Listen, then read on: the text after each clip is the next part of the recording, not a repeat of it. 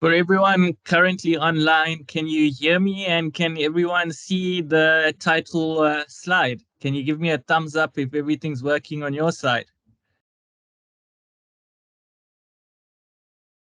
It looks good, Diresh. Great, great. So for everyone currently here, we will start at 1 minute past one, just to give the guys who may be a little bit late a minute to jump in.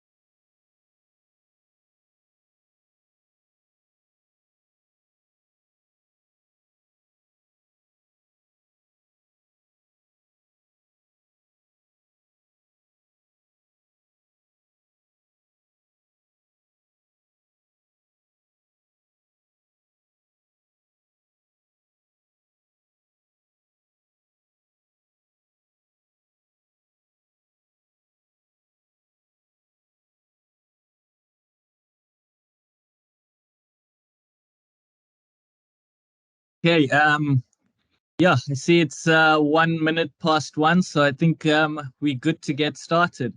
Gerard, if you could just admit people as they come in, that would be great. But yeah, I think it's time to get started. I will do Yeah, so. yeah, thanks, Gerard. So yeah, good afternoon to everyone here today. I trust everyone is well. Today's webinar training session will cover the safe and legal transportation of pesticides by road. While the session was initially scheduled for 3 hours, we have decided that 2 hours will more than suffice. Therefore, this will be a 2 hour training session that will end at around 3 p.m. And thereafter, crop advisors can use the extra hour to complete the assessment before heading to the bar for a well-deserved drink. A good deal, I think, in my view. Okay, so let's get into it. Okay, so in terms of the content, we will start with the brief introduction, then move on to regulatory requirements and exemptions in terms of the National Road Traffic Act and the South African National Standard 10231 for the transport of dangerous goods by road in terms of the operational requirements. Single and mixed pesticide loads transported in the course of business. In other words, commercial pesticide loads will be discussed. The requirements when transporting pesticides in excess of the exempt quantity are covered in detail with regard to the consignor, also known as the seller, operator, driver of the vehicle that transports the load, and the consignee, also known as the buyer. Inspection requirements for the issue of a valid municipal dangerous goods transport permit for road vehicles as per the South African National Standard 1157 are briefly noted with regard to panel vans and light delivery vehicles less than 3,500 kgs gross vehicle mass. That's just basically what the acronym GVM stands for, which I'll be using throughout the presentation. This also includes rigid vehicles equal to above 3,500 kgs GVM, and skeletal or goods trailers used to transport pesticide consignments in the course of business as well. The transportation of empty pesticide packaging and obsolete pesticides will be discussed. Finally, a basic checklist aimed at crop advisors will summarize the key information, and advice will also be provided. I want to be clear with all of you today that this is not an easy training session, and this will become clear as we go through the training session today. Neither is the 40 question multiple choice assessment easy. If it were easy, I would not be doing any of you justice today, given the extensive requirements to be compliant on our roads, especially when transporting pesticides in the course of business. I have done my best to simplify the vast information as best as I can after extensive consultation with Gerard Verdoorn, as well as Mr. Divesh Govender, who is the CEO of Don's Trucking, where they specialize in the transportation of dangerous goods as well. But with that said, the content requires thorough understanding in order to apply the information. Therefore, please focus and listen carefully. Without wasting any more time, let's get straight into it. Okay, so carrying goods by road involves the risk of traffic accidents, as you all will know. If the goods carried are dangerous, there is the additional risk of an incident such as spillage of the goods, leading to hazards such as fire, explosion, chemical burns, or environmental pollution damage. Unfortunately, I didn't know, or nobody told me, is not acceptable. It's not acceptable as an excuse in court, and contravention of the law can also lead to an insurance claim being rejected. The highs and lows of this webinar today is that it will largely focus on the legal requirements for the safe and legal transportation of pesticides by crop advisors agents on our roads.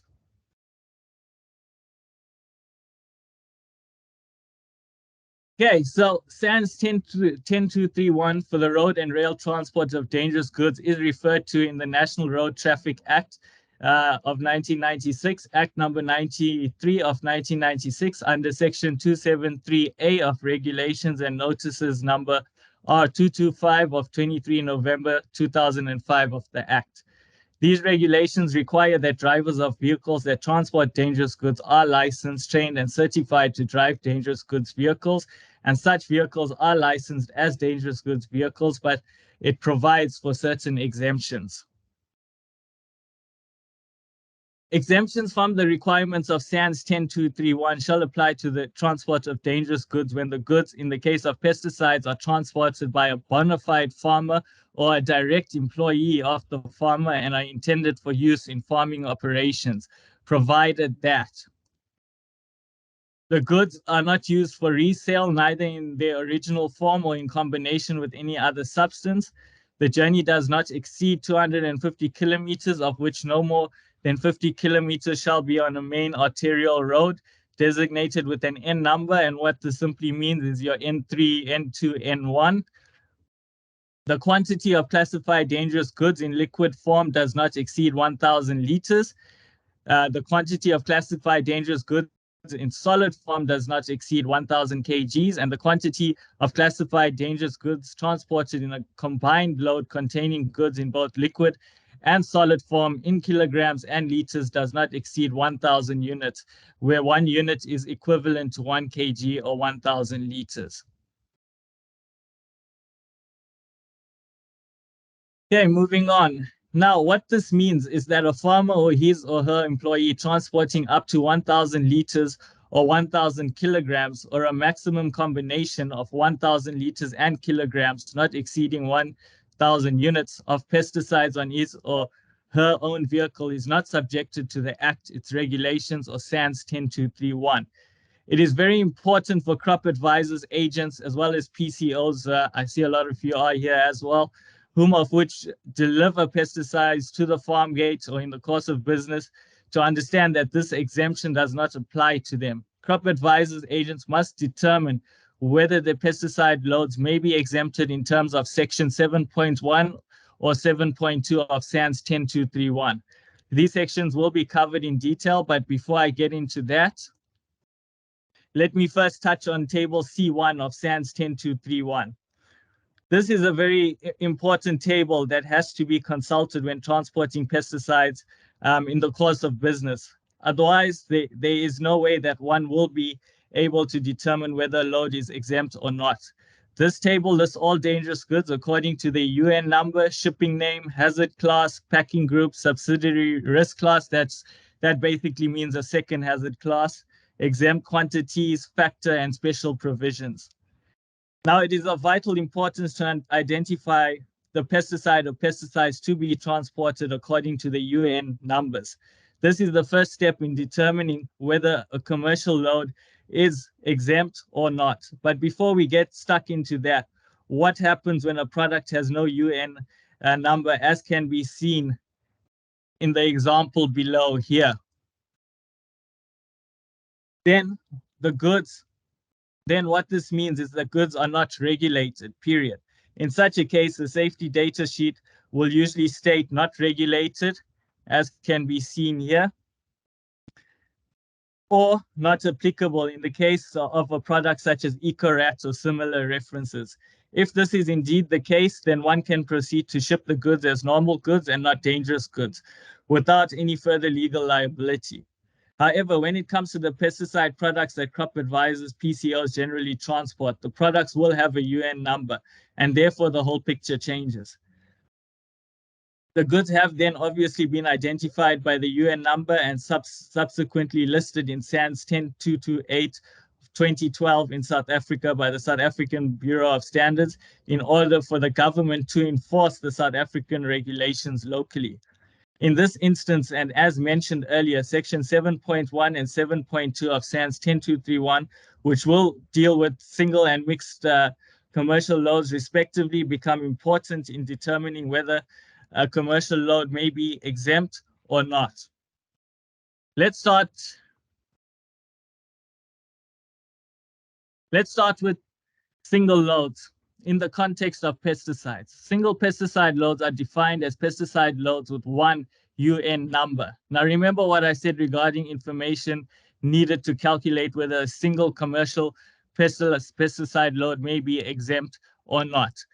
Just to be clear before I move on, when I use the word commercial and after consultation with Divesh as well, for the transport sector, this simply means a load being sold, delivered, for making or intended to make a profit. So please do not get this confused with complex technicalities. Okay, so what you can find the UN number, proper shipping name, hazard class, packing group, and subsidiary risk class, if any, on the outer or inner package of a product, if correctly labeled, which may not always be the case. So just keep that in mind as well. So where can this information be found? Well, firstly, under section 14 of a properly compiled safety data sheet, which I think all of you should know. This is where you will find all the necessary transport information pertaining to a pesticide product. You can also find it in previous transport documentation acquired when goods were originally received. You can also get the information by contacting the supplier, manufacturer, importer, or custodian, or distributor telephonically, or as crop advisors. The simple way would simply be to search CropLife South Africa's Agri-Intel database or the manufacturer's websites as well. So once the information has been gathered, then refer to table C1 in SANS 10231, where the exempt quantity is listed in column 6 for a pesticide load comprising one UN number. This becomes more clear when we look at practical examples in the following slides. But very quickly, we're always talking about packing group. But this has not really been explained to my knowledge. So before we get into some single load calculation, let's firstly touch on packing group.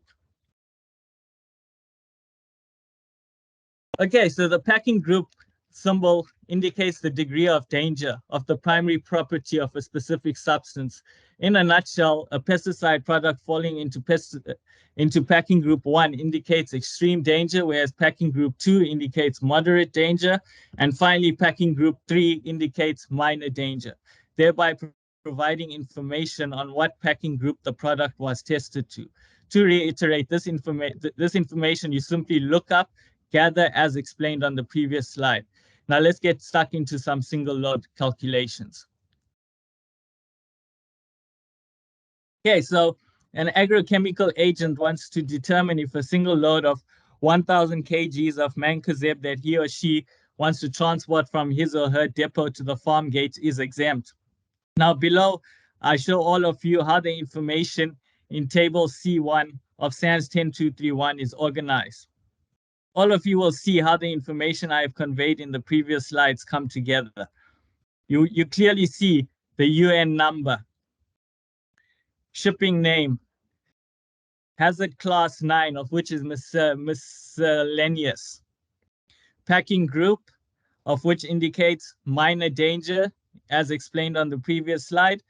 No subsidiary risk class. Remember, this is only if it's applicable, as you guys would know now. And most importantly, column 6 stipulating the exempt quantity for mancozeb. Now, 1,000 kgs of mancozeb does not exceed the exempt quantity of 1,000 units. Remember, 1 unit is equal to 1 kg or 1 liter. Therefore, this particular quantity to be transported via road is exempt and treated as normal goods, and all relevant acts, regulations, national standards, and bylaws apply to the consignor, load, vehicle, operator, driver, and consignee of the goods does not apply in this context. Regarding the terms consignor, operator, driver, and consignee, this will be dealt with in the next section. Now, if we look at a similar example, but with a different pesticide, in this instance, one of the most common that crop advisors would be familiar with, glyphosate with UN number 3082. Now here we have 60 by 20 liters of the product, and as per column 6, the exempt quantity is 1,000 units. So what is the total liters of glyphosate to be transported? Well, we simply multiply 60 by 20, which will give you an answer of 1,200 liters. This amount is well above the exempt quantity of 1,000, and therefore the load is regulated and not exempt. Okay, moving on to one last example. Here we have an agent who wants to determine if 15 by 10 liters of dichlorophos is exempt from the laws. Now, what is important to note here that under the toxic class 6.1, there are 3 packing groups, as can be seen, thereby highlighting the importance of gathering all information in an accurate manner. The dichlorophos example that I am using as per section 14 of the SDS, which I obtained via the Agri-Intel website, lists the product in packing group 2 for class 6.1, as can be seen, with subsidiary risk class 3, and this simply refers to flammable liquids. Now, when one consults table C1 in this regard, we see the exempt quantity is listed as 200 units. Therefore, 15 multiplied by 10 means that 150 liters of dichlorophos is to be transported. This is below the exempt quantity of 200, and therefore this single load is not regulated. What is important to note here as well is that unlike a farmer, the exempt quantity is not set in stone at 1,000 units for single pesticide loads, making it crucial to consult table C1 to determine whether a single pesticide load in the course of business is exempt or not. This cannot be stressed enough. Okay, now having dealt with single loads, let's move on to mixed loads. As mentioned, a single pesticide load refers to a pesticide load comprising one UN number, whereas a mixed pesticide load is defined as a pesticide load with more than one UN number. Now, unlike single loads, the exempt quantity for a commercial mixed load is set at 1,000 units. Some of you may ask, how is this different to a farmer? Well, firstly, we are dealing with mixed commercial pesticide loads, and secondly, a calculation has to be done to determine if the load exceeds the exempt quantity of 1,000 units. The calculation for a mixed load is not as simple as that of a single load. As you all have seen, you simply gather the relevant information and then refer to table C1 when it comes to single loads.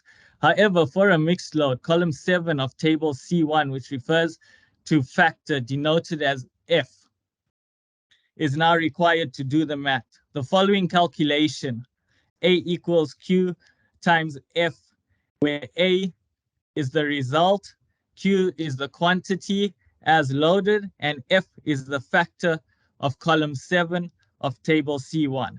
Needs to be done to determine the total number of units for a mixed load of pesticides. Should the total number of units for a mixed commercial pesticide load not exceed the exempt quantity of 1,000 units, then the load is exempt from the provisions of the Act, its regulations, and SANS 10231. Simply put, the load is not regulated. I think this should be now getting very clear with all of you.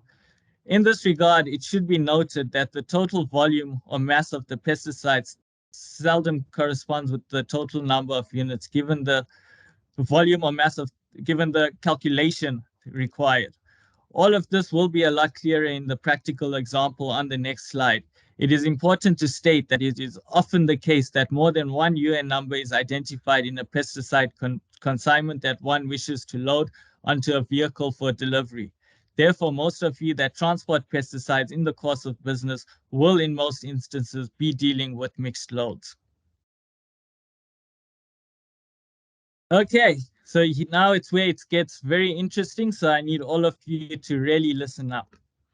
Okay, so now a crop advisor agent wants to transport 5 by 20 liters of cypermethrin, brand name cypermethrin, 2 by 20 liters of imidacloprid, brand name Terminex, and 5 by 20 liters of glyphosate, brand name Flat Down, from his or her depot to the farm gate. Firstly, the information needs to be gathered for each product to firstly determine if this is a single or a mixed load based on the UN numbers. We see from the example that I have drawn up of table C1 that indeed there are 2 UN numbers. Now we see that the calculation has to be done using A equals Q by F. All of you will clearly see that I have highlighted column 7 here, which gives us the factor for each product. Now, as for a single load, firstly start by determining the total number of units to be loaded for each product. So for cypermethrin, we have 100 liters, imidacloprid 40 liters, and glyphosate 100 liters. This is now where one has to work the gray matter between the ears and do some math. Therefore, we take 100 liters of cypermethrin and multiply it by the factor of 20 as listed in the column. This is the same for imidacloprid and glyphosate. Once those calculations are done, we simply then add the units together. Thus, 100 multiplied by 20 plus 40 multiplied by 1 for imidacloprid plus 100 multiplied by 1 for glyphosate. This gives a result of 2,140 units. Now, this is 1,140 units above the exempt quantity of 1,000 units for commercial mixed loads. What this means, and as mentioned earlier, this is a regulated mixed load of pesticides, and all relevant acts, regulations, standards, and bylaws now apply to the load, vehicle, operator, driver, consignor, and consignee. As mentioned on the previous slide, that the total volume or mass of the pesticide seldom corresponds with the total number of units. This is now clear since the total volume to be loaded is only 240 liters. However, after the calculation, this is not the case. In addition, we see the glyphosate and imidacloprid have the same UN number as per the brands I use. Remember, different brands may have different UN numbers, so it's important to check the transport information and simply not just assume. Now, what this means is that if we exclude cypermethrin here, if we exclude it, this then would be considered a single load. As you can see, it's both have the same UN number, so that's just one UN number there. I did not have to list the examples of imidacloprid and glyphosate separately since they fall under the same UN number. This was done for ease of understanding. And if you don't believe me, just do the calculations. Therefore, 100 liters plus 40 liters would give a total of 140 liters. And when multiplied by 1, this is well below the 1,000 units stipulated in column 6, as can be seen. What this means is that in the absence of cypermethrin, this single pesticide load is not regulated, and also makes it clear to all of you that a mixed load is not different pesticides, but pesticides with different UN numbers.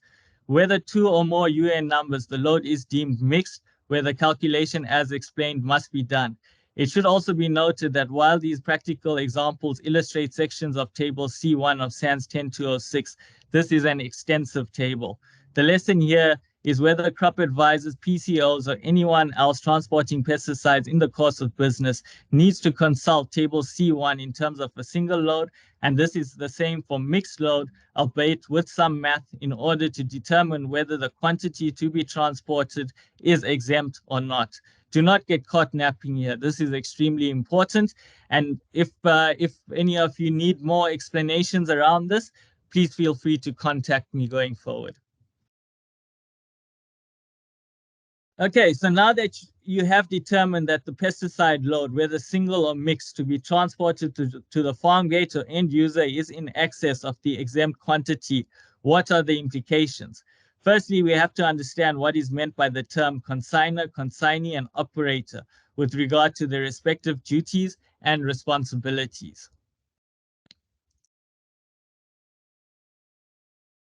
Okay, so the person who sells the pesticides is known as the consignor. Therefore, the loading of the pesticides onto the vehicles is the responsibility of the consignor. Driving of the vehicle to its destination is the responsibility of the operator and driver. And finally, the consignee is the buyer of the pesticides and is responsible for offloading the vehicle. Now, before we go into detail regarding the respective responsibilities, let me firstly make this clear. A distributor that buys from a supplier is considered as the consignee, and the supplier is considered as the consignor. In this instance, it is the supplier that contracts a third-party operator to transport the pesticides to its destination. The operator in this regard would likely be a logistical trucking company specializing in the transport of dangerous goods, whom would have appropriate drivers employed. Now, this is where all of you really need to listen up in order to comprehend the information to come. While the terms mentioned above are interchangeable, unfortunately, the responsibilities are not.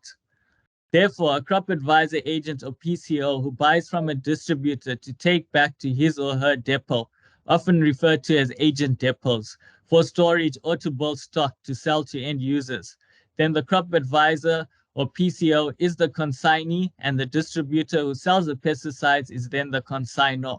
Where the crop advisor agent or PCO transports the pesticides in their own vehicles, then they are considered the operator of the vehicle. And if they also drive the vehicle, then they are also considered as the driver of the vehicle, where responsibilities apply accordingly. Of course, a third-party operator can be contracted for the job. However, this is not really the reality on the ground and only tends to be the case when business is conducted in this nature between suppliers and distributors. Now, it is also important to note that if a crop advisor or PCO purchases pesticides from a distributor but delivers directly to the end user, then it is the end user who is considered to be the consignee. However, should a crop advisor or PCO transport pesticides from the depots to farmers and users in their vehicles, then the crop advisor or PCO is considered the consignor as well as the operator and driver if a driver cannot be appointed of the vehicle, whereas the farmers end users will be viewed as the consignees. Now, for PCOs, this is also important. In most instances, they will all be the consignees since they purchase the product to apply for the end user. Therefore, in most instances, PCOs will be considered as the operator and driver of the transporting vehicle, as well as the consignee of the pesticides purchased where they apply it. Now that I have made that clear, let's have a closer look at the responsibilities of the consignor, consignee, operator, and driver. And like I said, while the roles may change in a day during the course of business, unfortunately, the responsibilities don't. So you need to know when your role changes and what the responsibilities thereof are. Okay, so sorry about that. Everyone just needed to take a sip of water. Yeah. So let us move on.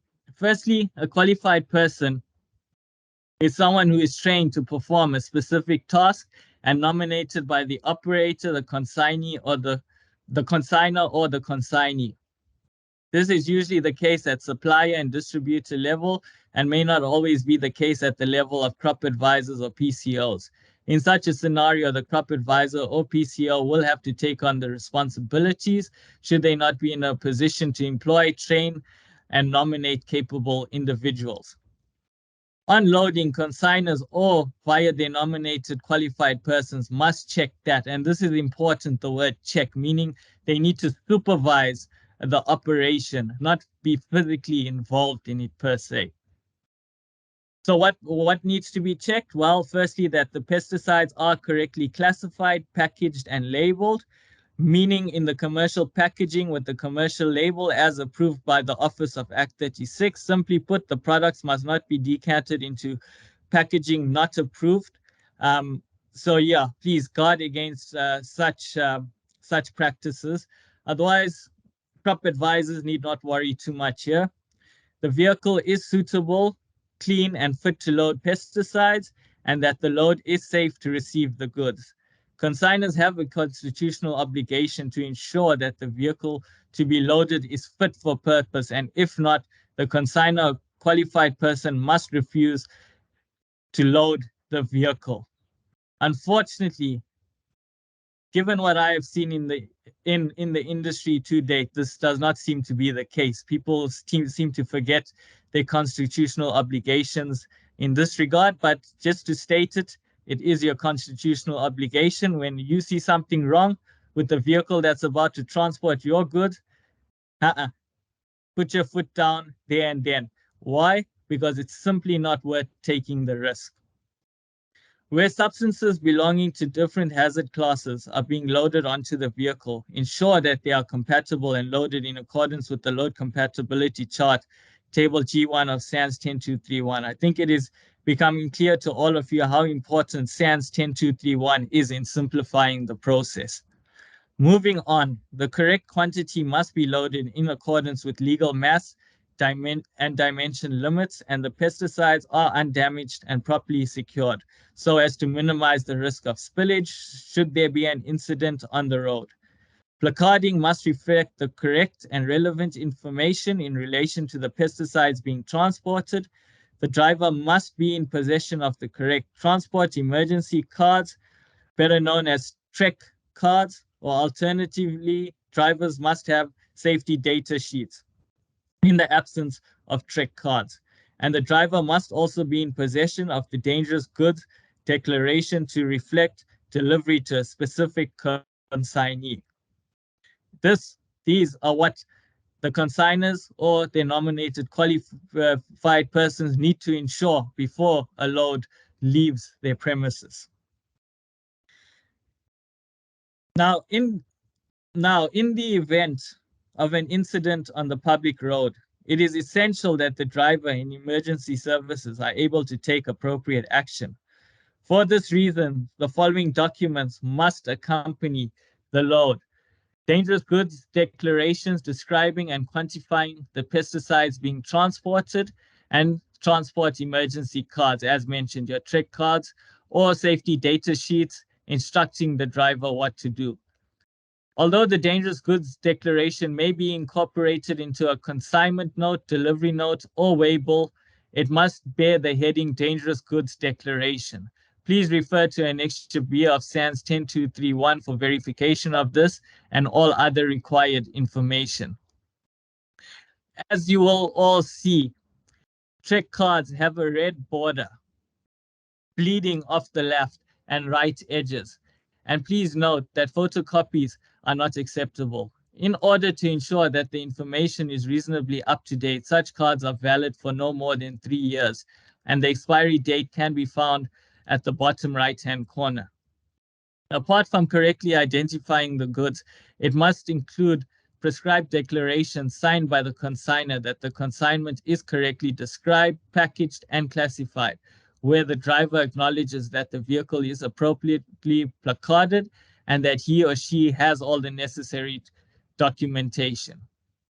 There must be a card for each dangerous goods item in the load, and the consignor must either supply the TREC card or SDS or give enough information to enable the transport operator to obtain the correct cards or SDS. However, this does not absolve the operator from a legal obligation to ensure that cards are in fact appropriate to the load, and it is vital that the driver read and understand the card for any product before it is loaded. In addition, the consignor must supply the transport operator with either the placards or information to ensure the vehicle is correctly placarded for his or her consignment. The driver must see that the placards are in place and a qualified person as nominated by the consignor or a nominated person as or qualified person as nominated by the consignor must not allow a vehicle to move without the correct placarding. Placarding in particular will be dealt with in more detail later on. I'm sure many of you are wondering what is this guy saying regarding placarding, but this will be clear, and all of you will see how this fits in, so please bear with me. Now, any special provisions indicated for the road transport of the commodity must be adhered to. Special provisions are in relation to the UN number of a pesticide product. Again, refer to Table C1 of SANS 10231, which lists special provisions, if any, from columns 8 to 11. Column 8 deals with special provisions applicable to packaged goods. Column 9 applies to goods transported in bulk. Column 10 applies to loading operations. And finally, column 11 pertains to general transport operations. Now, as can be seen, the special provisions are denoted by a digit where applicable under each column. Therefore, should any of you see digits denoted under any one of the special provisions column, then one would have to refer to table C2 to C5 of SANS 10231 to determine what the provisions are. For example, the UN number for a dangerous goods item may have the digit 9 under special provisions pertaining to loading operations. When one then looks at the accompanying tables as noted, the following instruction can be read. Packages shall not be thrown or subjected to impact. Receptacles shall be stowed in the vehicle or container that they cannot overturn or fall. The process is as easy as that, guys. Simply just look up the information on table C2 to C5 pertaining to the relevant digit under the relevant column. Now, consigners or through their nominated qualified persons are responsible for ensuring, and as mentioned, that the pesticides are loaded, are correctly classified, packaged, and labeled. The exempt quantity and compatibility requirements are determined by the consigner. That is why I covered the calculations in detail earlier before getting to this point. I will cover compatibility in the next slide, but just to make the point here, many people who are transporting pesticides at the higher commercial levels, I think all of you can work on regulated loads, because there is no way such loads would ever not be regulated. So just take that into account as well. But in the case of crop advisors, it could be different, and this is where the calculations become important as well. So now, the correct quantity of pesticides must be loaded onto the vehicle in line with the relevant national legislations. And please, guys, do not try to cheat the system here. The pesticides must not be damaged and must be properly secured as well.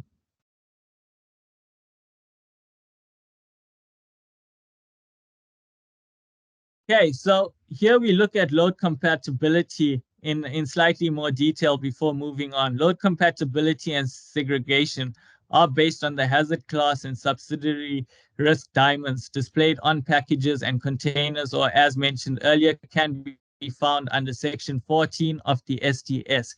And I think this is becoming clear to all of you now, that it's not rocket science to figure out the information. The information is all there.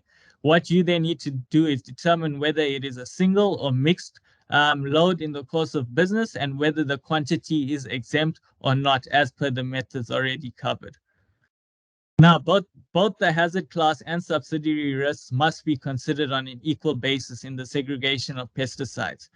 Pesticide segregation on mixed load vehicles must conform to the requirements of the load compatibility chart in table G1 and the special provisions of SANS 10231 as noted on the previous slide.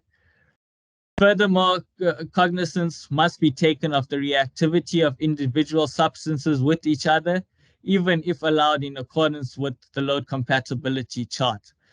To reiterate, whose responsibility is this? The sellers and loaders. In other words, the consigner or the nominated qualified person.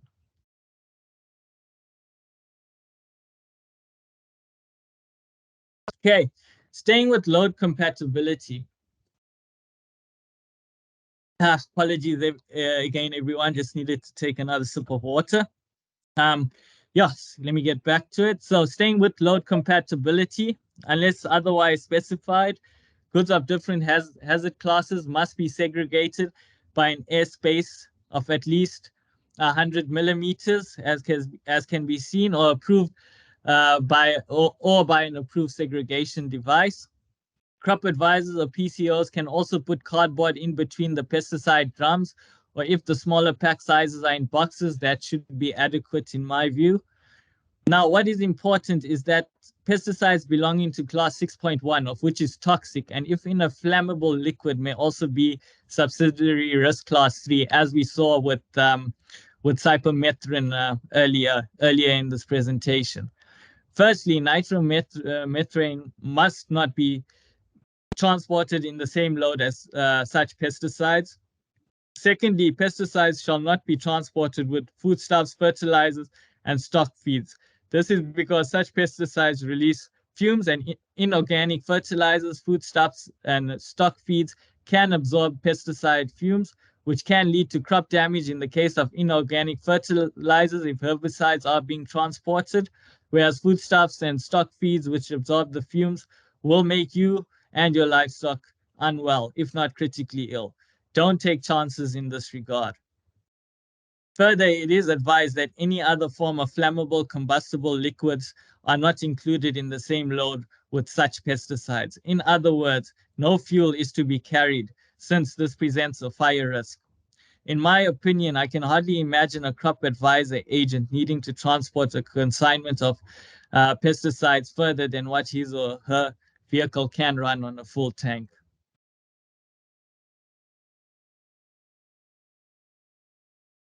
Okay, so consignees. Let's move on to consignees. Consignees must nominate, train, and appoint qualified persons in writing unless a written agreement exists between the consignee and the operator. In such an agreement, the operator undertakes to utilize the driver to fill the role of a qualified person for offloading.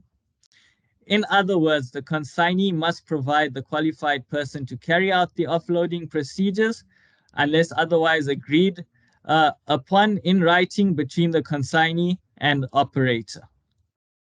There are also a number of checks prescribed when offloading. This includes ensuring that the pesticide load is correct and undamaged and there is no obvious spillage. The load is refused if he or she is in doubt as to whether the goods can be offloaded without risk. The offloading operation does not proceed if for any reason he or she considers it unsafe.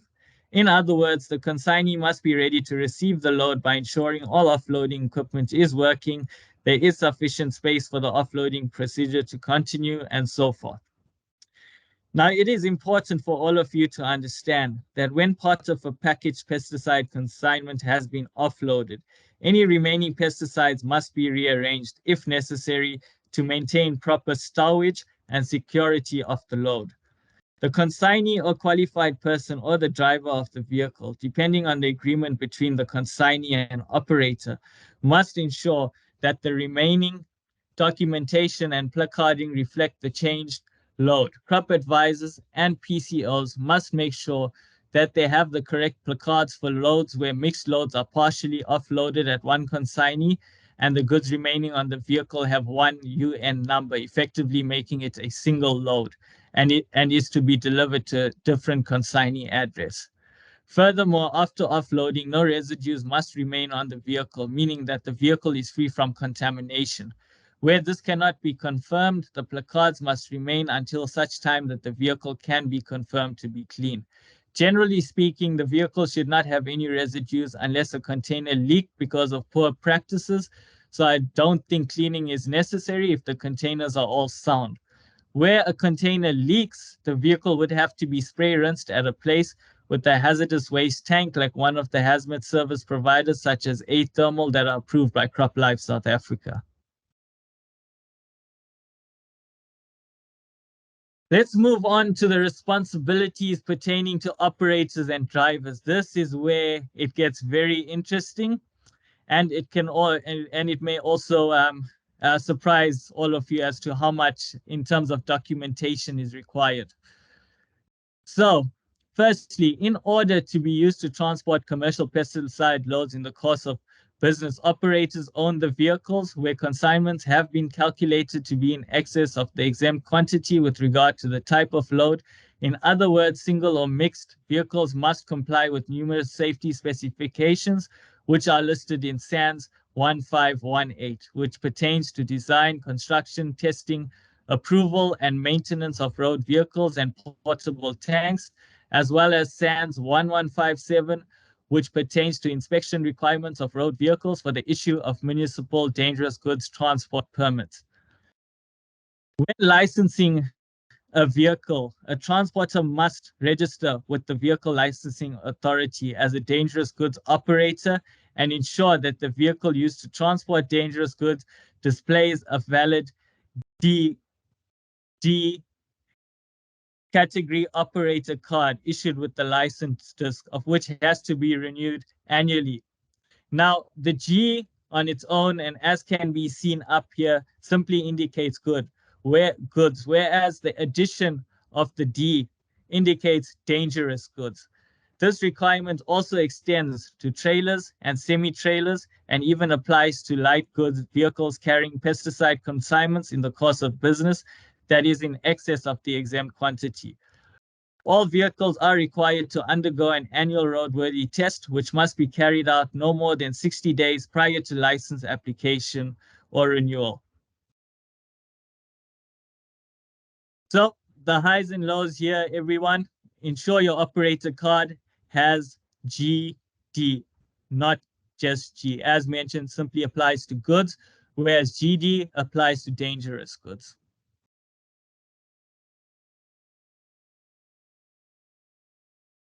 Okay, so the driver or some other appointed employee must conduct a daily check at the start of each shift, and all vehicles, not just heavy vehicles, must also undergo additional routine inspections where records are kept. I impress upon all of you to always keep records of your inspections. You never know when this may be needed. The annual roadworthy test required to relicense all goods vehicles above 3,500 kgs gross vehicle mass also applies to lighter goods vehicles used to carry dangerous pesticide loads, as touched on in the previous slide. Now, the Fire Brigade Services Act 1987, Section 16, empowers local fire departments to make bylaws controlling the transport of dangerous goods. When issuing permits under these laws, municipalities follow guidelines tabled in SANS 1157. This will be touched on towards the end of the presentation. What is important to note here is that this is a 12-month permit renewable annually and required by most municipalities, traffic officers, and especially fire department officers, as well as by many consignors and consignees across South Africa. Failure to display or possess a municipal dangerous goods transport permit, aka a fire permit, on or in your dangerous goods vehicle is an offense under the emergency services bylaws of the aforementioned municipalities. Allowing entry to dangerous goods vehicles on the premises of consignors and consignees to load or unload dangerous goods shipments without this permit is also an offense for which the company concerned may be fined or be penalized if an incident occurs. Therefore, the best advice I can give to operators is to have this in place where this is a requirement, and as mentioned, this is a requirement in most municipalities. For example, the Department of Disaster and Emergency Services of the Ekurhuleni municipality provides permits to transport dangerous goods. Any vehicle that transports substances in liquid, gas, or solid form and exceeds the maximum allowable quantity, Section 24 of 1 states that the vehicle must be registered for the transportation of dangerous goods. Okay. So now the next two slides will deal with route notification. And the question here is, when does the operator of a vehicle or the nominated qualified person have to notify the emergency response centers regarding the route a commercial pesticide consignment will be transported on? Well, as you will have gathered from the previous slide, fires are the major concern. Therefore, should the consignment be in excess of 1 ton, then a route would have to be agreed on with the relevant emergency response centers. If the consignment is not in excess of 1 ton, then the route does not have to be agreed on. In other words, no further discussions are needed with the authorities prior to transporting the consignment on a chosen route. But bear in mind that this can still be requested by the consignor, who is the seller of the goods, or the consignors, or by the consignor's nominated qualified person. Now, where the pesticide consignment exceeds 1 ton, the operator or nominated qualified person is then obliged to inform the emergency response centers of the envisaged route the vehicle will pass, and if concerned, the local emergency services may require that the operator use an alternative route to reach the destination. When similar consignments of dangerous goods are being transported on a regular basis, then it only becomes necessary to submit the full information at the start of operations. But take note that the operator has a duty to inform the emergency response centers when operations are discontinued or when there is a change in operation that influences the hazard.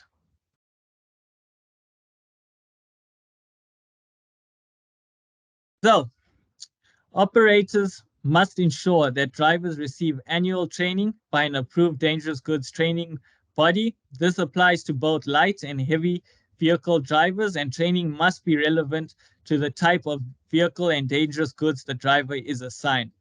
Operators must also ensure that drivers of vehicles transporting dangerous goods are appropriately licensed for the vehicles they are employed to drive. And if the vehicle is above 3,500 kg GVM, they possess a valid D, as can be seen here, category professional driving permit endorsed in the bottom right-hand corner. Applications for professional driving permits must be accompanied by a medical certificate, and drivers must be fingerprinted and undergo a police check. The professional driving permit category D must be renewed every 2 years. Check the expiry date of the professional driving permit, which is printed on the front part of the card. And before it expires, you'll need to apply for a new one in the same way that you applied for your first professional driving permit category D. In other words, produce your medical certificate to show that you are medically fit.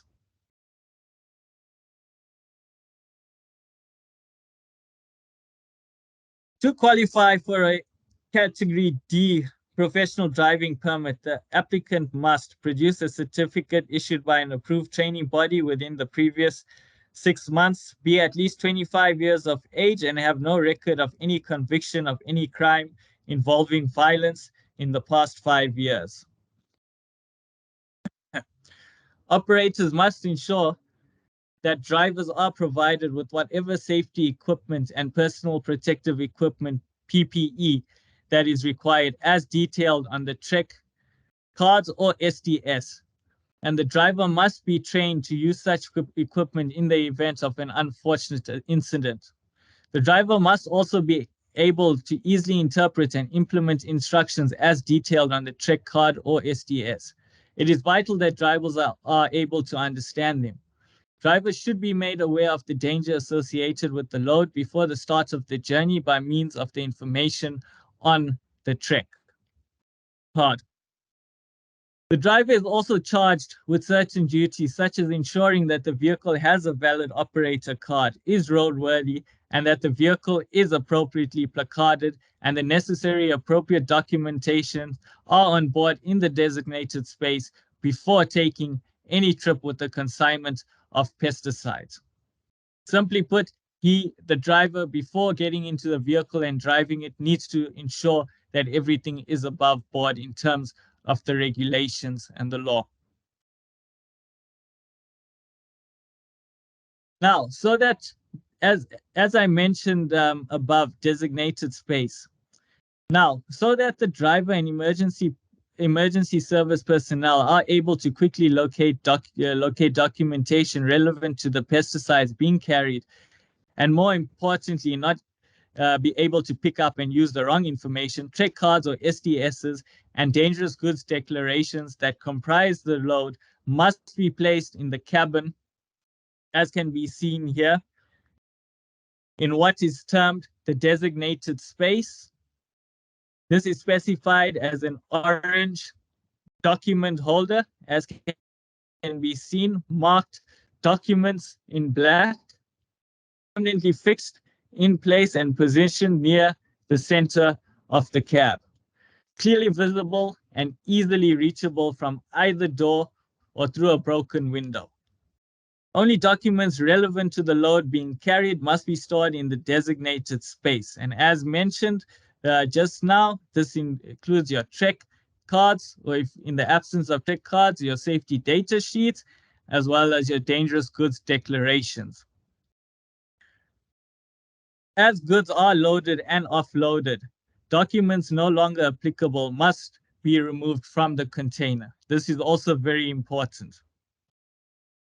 The time limits for driving periods in respect of a driver of a dangerous goods motor vehicle who is not accompanied by a person who is authorized and qualified to drive such vehicle should be as follows. For driving periods, a maximum of 5 hours of continuous driving time and a maximum total of 14 hours of driving time in a period of 24 hours.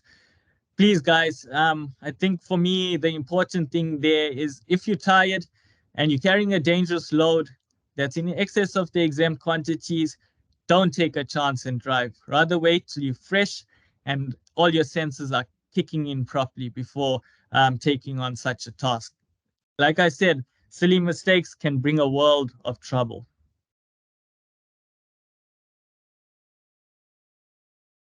Okay. Sorry, everyone, just to have a quick sip of water again. Ah, thank you. So, while on the road, the driver must not allow any passengers or unauthorized persons in or on the vehicle. Pre-planned stops, for example, 2-hourly tire and spillage checks must be made away from the main traffic flow. In the event of a mechanical breakdown, regulatory warning triangles shall be placed on the road and the operator shall be informed immediately. Good driving practice with anticipation of potential problem situations must be exercised at all times. In other words, always keep your eyes open and be alert on the roads. In the event of an incident, the instructions on the trek cards or SDSs shall be followed and all necessary assistance shall be given to the emergency services. The trek card or SDS, as well as the dangerous goods declarations, shall be handed over to the emergency services when requested. In such instances, the importance of providing the appropriate PPE and safety equipment as per the trek cards or SDSs cannot be stressed enough. Do not get caught with your pants down here. Safety equipment with regards to pesticides involve fire extinguishers, shovels, sand, or absorbent material in the case of a spill. On the trek card, you will find instructions pertaining to driver first actions, driver special additional actions, and driver actions in the case of fire in phrases, while clearly stipulating that the actions may only be carried out without personal risk. In other words, it is up to the driver to use his or her discretion in such situations, and where a situation does not permit, emergency services must be notified as well as the operator. First aid instructions are also included in phrases on the trek cards. First aid will be covered later on in this presentation.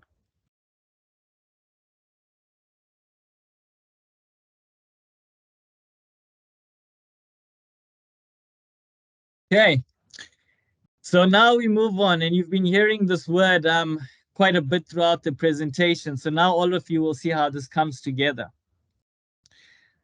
So now you've determined the type of load you're going to be carrying. You know the documents your vehicles need and you need if you're interchanging between the roles. But what does this now mean in terms of placarding? Because this is what everyone sees on the roads. So let's move on to placarding. And this is where I need everyone to focus because this is very important.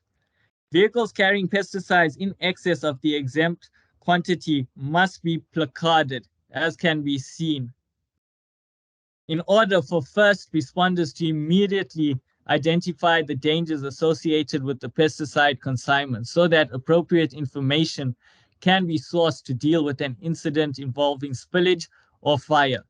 Remember, the consignor must supply the transport operator with either the placards or information to ensure the vehicle is correctly placarded for his or her pesticide consignment. Again, the driver must see that the placards are in place and a qualified person as nominated by the consignor must not allow a vehicle to move without the correct placarding.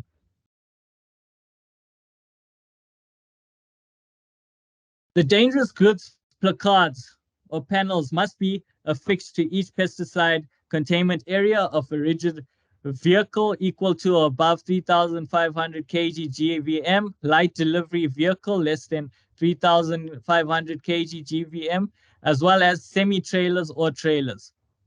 One at the rear and one on either side of the vehicle, so as to be clearly visible from the roadside.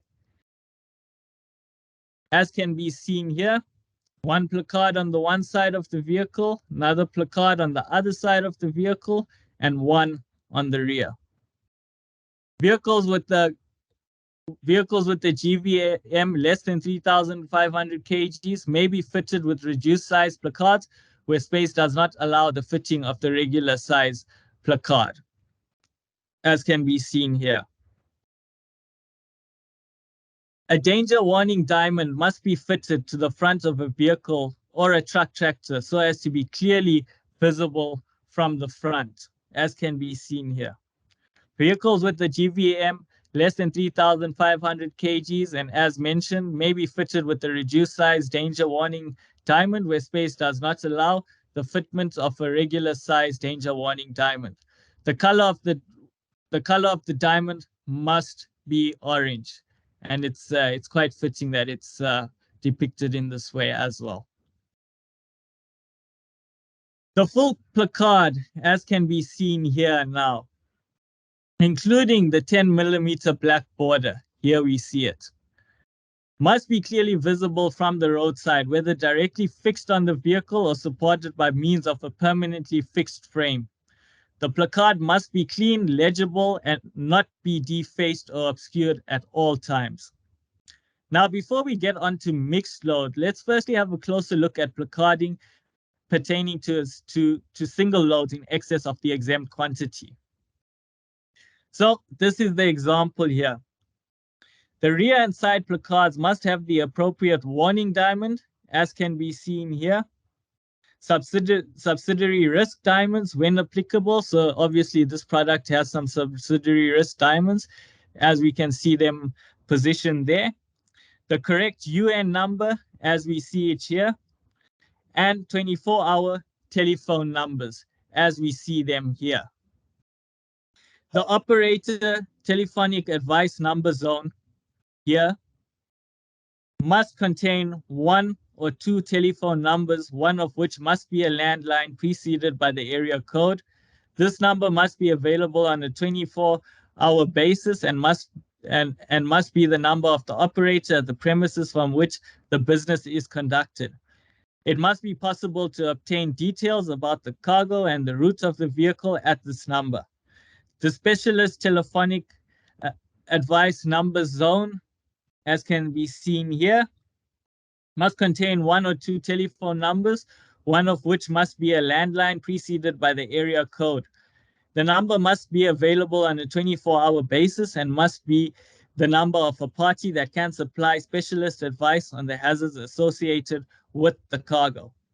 Finally, subsidiary risk diamonds are not needed for light delivery vehicles less than 3,500 kgs gross vehicle mass. So that's a positive there for anyone using LDVs to transport pesticides in the course of business. Now, before I move on from this, let's pyrethroid cypermethrin as another example here. Okay, what UN number? So we remember what the UN number was from the calculation examples, 3351. So that would be here, 3351. We know that this product belongs in class 6.1 toxic, and therefore that's what would be shown here as the hazard class warning diamond. We also know that the product falls into subsidiary risk class 3 flammable liquid. So we would have a subsidiary risk warning diamond posted there of a flammable liquid. We also know that the product, so basically it will fall there, but we also know from what I've just said that if the vehicle is less than 3,500 kgs GVM, then these subsidiary risk warning diamonds are not required. So that's about it in a nutshell. And then these are as standard. You've got to make sure these work. You've got to make sure your operator's number is working. More importantly to me, ensure that your specialist advice telephone number is working, because that's the number. If there is an incident on the road, that would be phoned for immediate advice in terms of what to do. So please ensure that you have all of these in order when it comes to a single load placard. And like I said, as can be seen here, it would have to be put on one side of the vehicle, the left side, the right side, as well as the rear. Now, the additional nose smoking, naked flame, and no cellular phone decals are also to be mounted on both sides of the vehicle and rear in accordance with SANS 11861, particularly when transporting subsidiary risk class 3 liquid pesticide loads. So just like your placards here, guys, one on the left, one on the right, and one on the rear as well. Now, I'd just like to make a note here before we move on. Please, everyone, know the hazard classes and the associated pictograms pertaining to the dangerous goods you work with. Whether under the WHO classification, the WHO classification, which is current, or the GHS classification as we move forward, the method stays the same in obtaining and displaying the information. In this regard, it is best to stay updated with the National Road Traffic Act and SADS codes pertaining to transport of dangerous goods for formal changes in the mandate.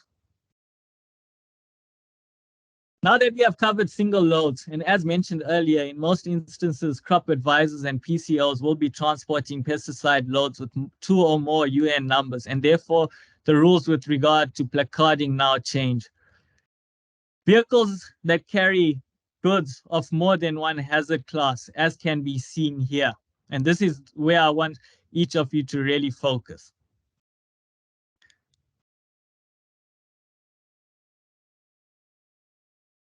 So vehicles that carry goods of more than one hazard class shall bear the words mixed load in the vehicle goods identification zone, as you see there. So it's no longer the UN number, because remember, there are now more than one UN number in the load, so meaning 2 or more UN numbers. So it becomes impossible to put all of that up there, and that's not what you want if you're an emergency responder. So simply put, as mixed load in the goods identification zone there, as opposed to a single UN number, as you saw for a single load on the previous slide. In addition, and as you will see, and as you all see it here, the standard mixed load hazard class diamond must be displayed in the hazard class diamond zone of the placard. Okay, and what this means is that no hazard or subsidiary risk classes are displayed here. This is what you display as you see it. So basically, this is what a mixed load placard looks like in reality, except with the numbers filled in the telephonic number zones. Okay, vehicles that carry. Now, this is where it's interesting. So I'm just going to cover this, because if I don't cover this, I wouldn't be giving all of you the information. But at the end of it, I am going to give some advice and my opinions on this as well. Now, the regulations, the SANS codes and the acts go on to say that vehicles that carry goods of a single hazard class, as can be seen here, and of the same ERG number, as can be seen here, number 137. So that just the ERG number simply stands for Emergency Response Guide number, shall bear the UN number of the most hazardous substances in the goods identification zone based on packing group. So we know group 2 indicates moderate danger, whereas packing group 3 indicates minor danger. So based on what I've just said, it will be the UN number of this product that's displayed in the goods identification zone there. And the hazard class, as well as the hazard class diamond relevant to it in the hazard class diamond zone, as you see it there, of the placard.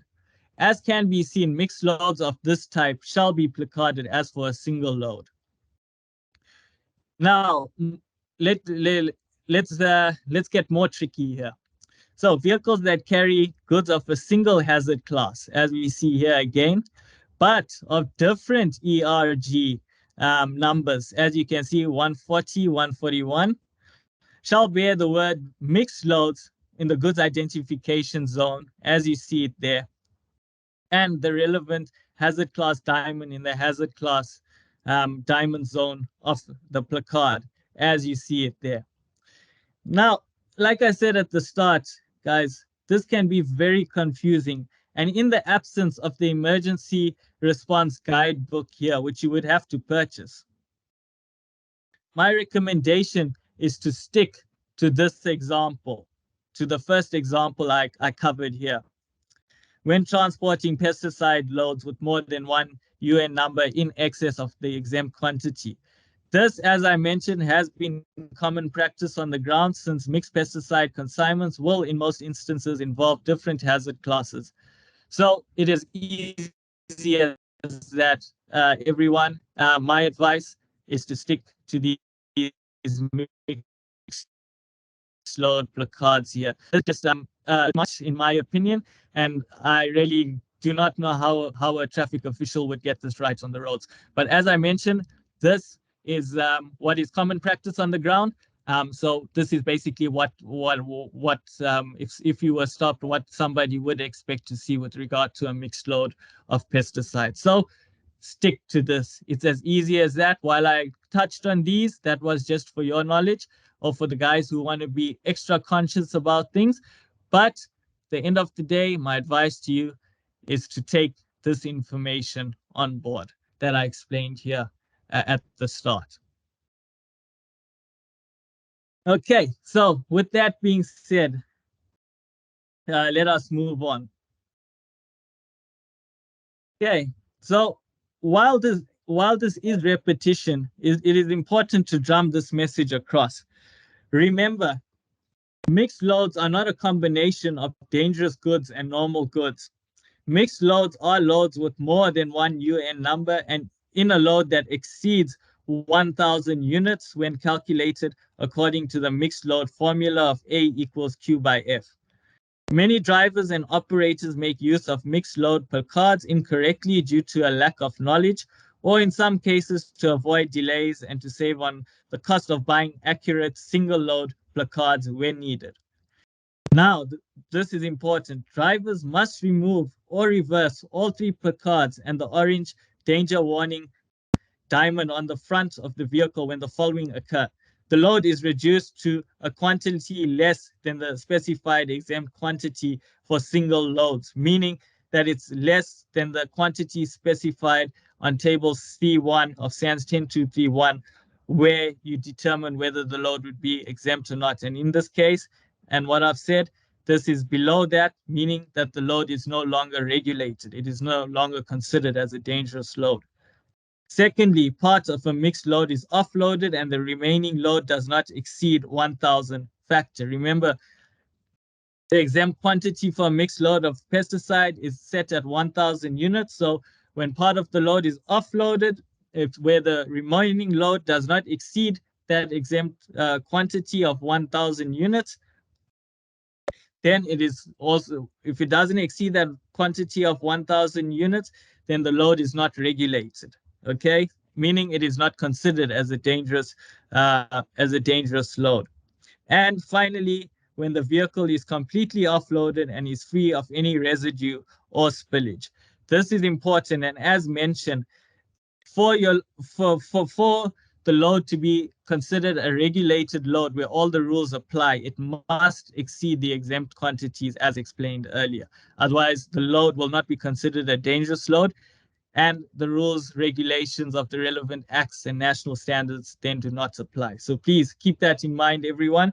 And even while you're transporting a dangerous load, and as explained now, when the load is reduced, when something is removed, check to see that the load still exceeds the exempt quantity if it's a single or mixed load as per the information provided. Where the load does not exceed the exempt quantity, then the placards must be reversed or removed because it's no longer a dangerous load. It becomes a normal load that's not regulated. Okay, so I think that should be clear to everyone there. Okay, so let's move on. Just gonna have a quick sip of water again.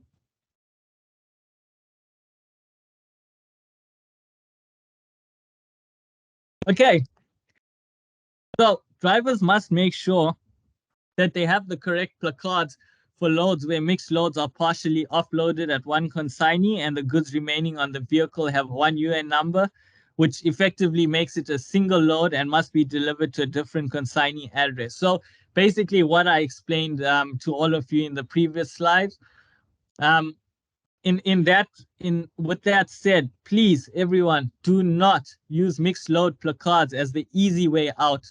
Only use when a load of pesticide meets the different definition and criteria of a mixed load. Because if you're caught, you're in contravention of the law. It's as simple as that. The following would to put this into context, here we go. The following would constitute a criminal offense while transporting a commercial pesticide load in excess of the exempt quantity by road, where you fail to display placards at all, you use inaccurate or incorrect placards, the placards you are using are in a poor condition, you're not displaying placards accordingly. As mentioned, they need to be on the left, right, as well as the rear of the vehicle. Failing to remove placards from vehicles after goods are offloaded. I think I've spent enough time explaining that. Displaying placards when loads do not meet the criteria and definition of dangerous goods. And that's basically what I've said about 2 minutes back. So for example, and just to reiterate, goods are under exempt quantity and are thus not regulated by law or any national standards. And it is also a criminal offense to display placards incorrectly. So make sure that as per the specifications, which we are going to cover as we go forward, that everything ticks the boxes.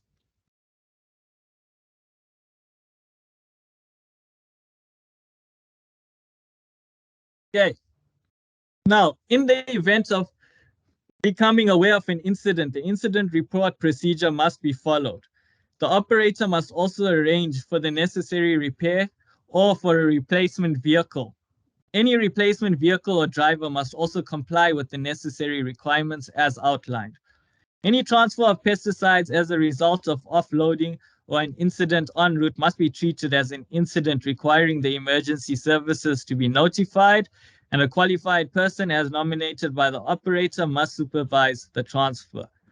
Where a vehicle carrying pesticides has been stopped and found to be overloaded, it can, in some cases, be safer to allow the vehicle to proceed under the escort of the emergency services to another site where transfer of the pesticides can be carried out without undue risk.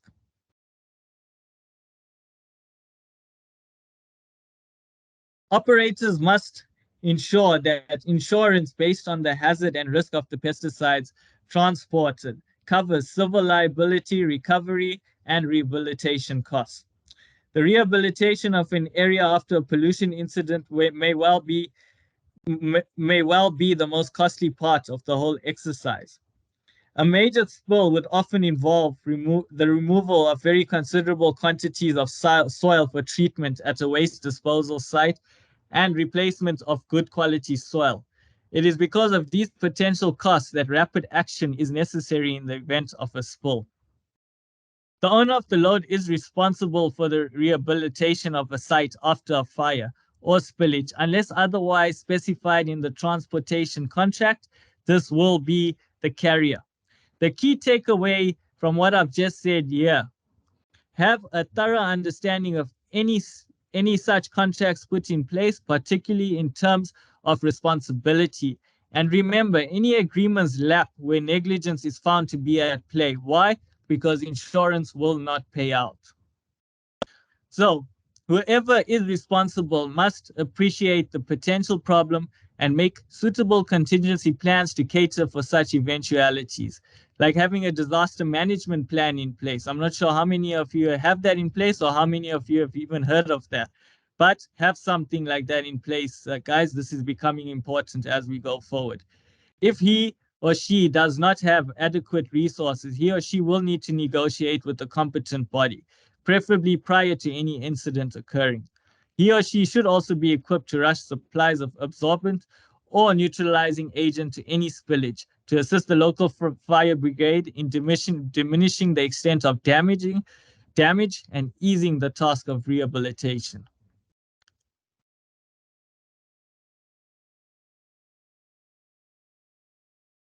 Okay, moving on to fire extinguishers and first aid. Let's start with fire extinguishers. All vehicles carrying commercial pesticide loads in excess of the exempt quantity must be fitted with fire extinguishers as highlighted in this table here. So I've drawn up this table based on the information I had in front of me.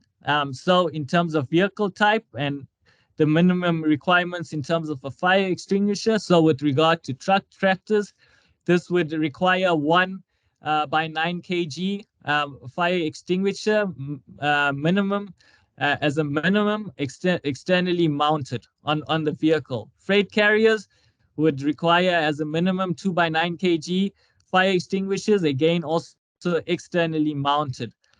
Trailers, regardless of weight, would require 2 by 9 kgs minimum fire extinguishers, again also externally mounted, whereas light motor vehicles, or better referred to as LDVs, less than 3,500 kgs gross vehicle mass, would require either 2 by 4.5 kg fire extinguishers or simple as 1 by 9 kg fire extinguisher.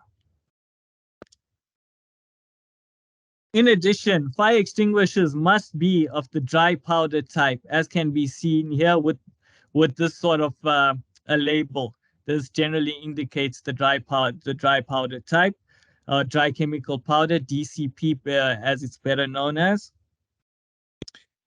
And the fire extinguisher must be suitable for fighting class A, B, and C fires, which is why the DCP fire extinguishers are specified in the Act's regulations and SANS code.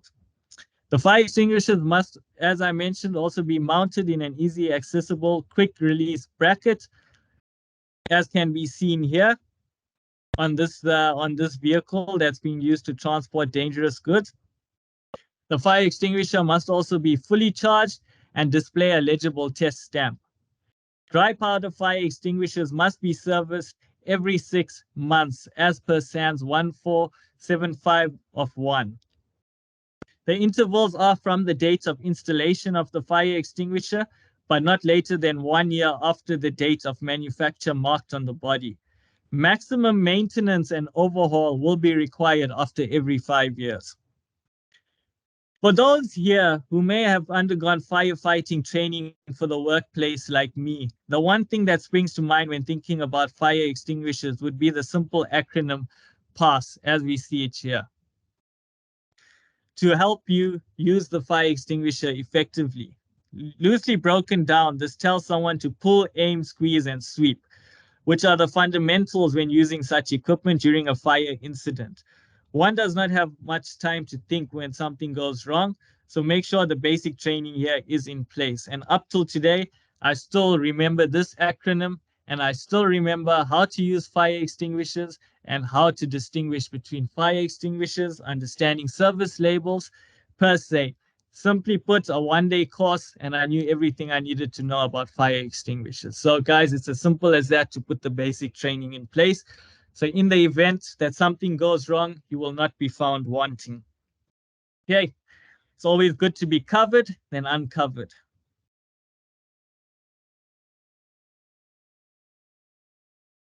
Okay, so now let's say there is a situation where there's a poisoning case. Do you know what to do? Do you, your employees or driver know what to do in such a situation?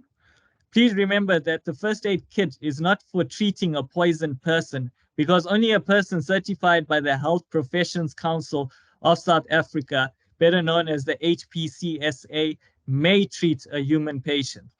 The first aid kit is for general injuries, such as cuts and bruises per se. It is therefore important to read the chemicals label and safety data sheet in order to determine exact first aid procedures to be applied by a HPCSA certified person. The first aid is dependent on where the exposure occurs, which can happen via the eye, skin, inhalation, or swallowing. Seek medical advice by phoning the emergency numbers on the placard. This is why it is important to ensure that the numbers put on placards in this regard are functional. You'll never know when you need them and how important they can actually be. So don't take chances again.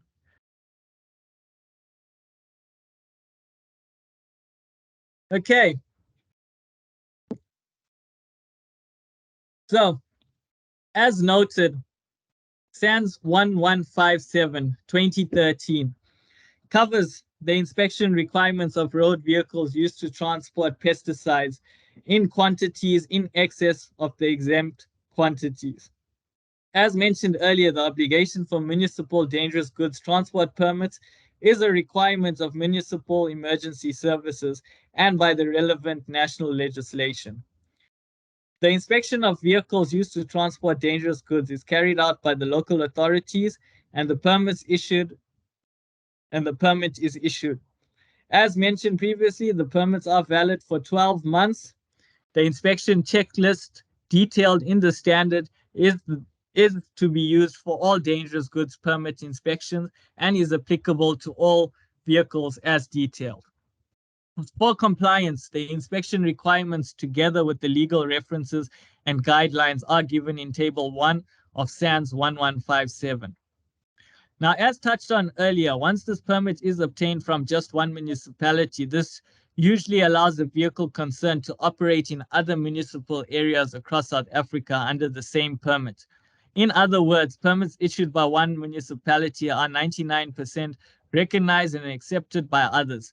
However, there are certain municipalities that seem to misunderstand the application of these permits and demand that operators from other parts of South Africa obtain a permit specifically from them in order to enter their jurisdiction. This is unlawful on the part of state officials and must be reported when encountered. This issue is really creating unnecessary expense and confusion within the South African dangerous goods roads transport industry. Moving on, we will cover a few of the major inspection requirements for panel vans and LDVs, rigid vehicles, which are equal to above 3,500 kg GVM, as well as your skeletal or goods trailers. So let's take a closer look at what this entails, and what all of you will see is how all of what I have been saying starts to tie in together.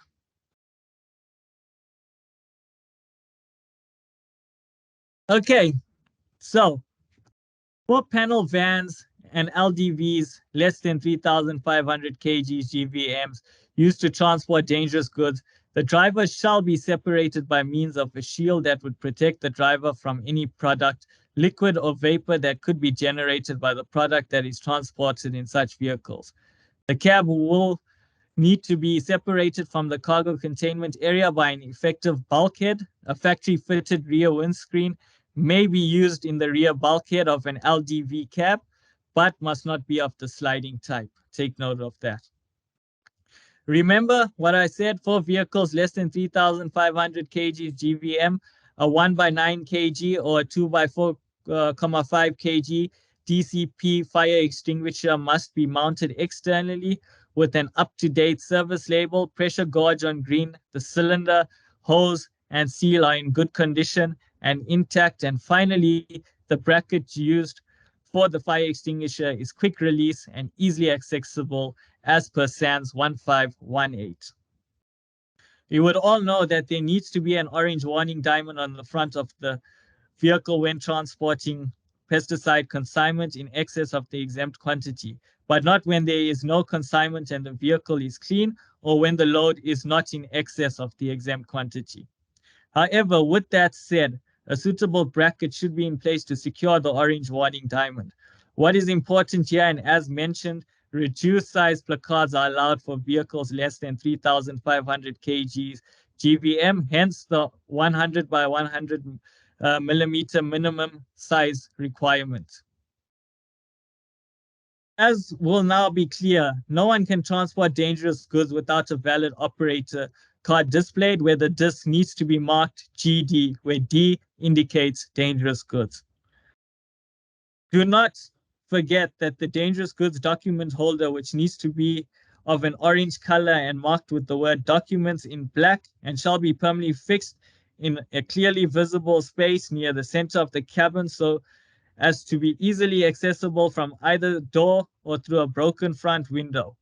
Note the construction of the container and type of material used are not prescribed. You are free to choose in terms of the construction and material of the container, but it has to be in orange with the word document marked permanently in black and fixed in a permanent position in the cabin of the vehicle.